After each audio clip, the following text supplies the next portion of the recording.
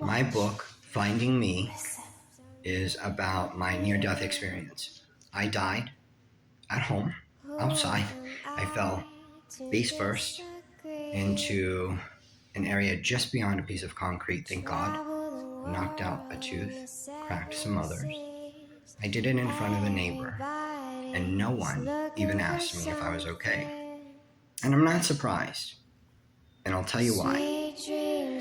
When I regained consciousness and God sent me back, or whatever you want to call it, the Almighty, the fucking power pole for all I care, a tree, a bird, a squirrel, my grandmother maybe.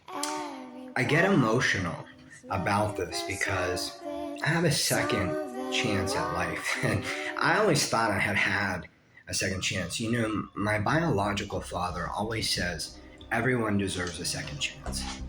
And for some people, I believe that's true, but not all. Not all.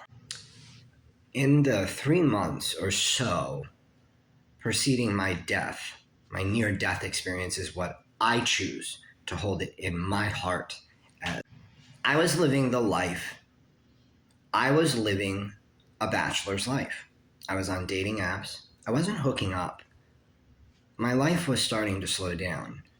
And while I wasn't aware of what I'm aware of now, which is that I am looking to commit for the rest of my natural life and maybe have children or at least another dog or a cat if that's what they have. I'll take my allergy medicine. Laughter is the best medicine. But here comes the serious part, and I hope you stayed tuned in long enough because that's the trick to my content. Try it with yours too. They do let you record for 10 minutes for a reason. Here we go. Cyber terrorism. I was hacked. My entire local area network, my LAN, was compromised. Even my smart washer and smart dryer became the poltergeist. And they made me think I was going crazy.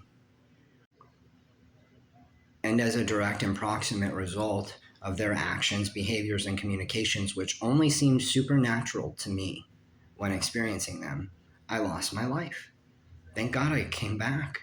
I regained consciousness. P.S.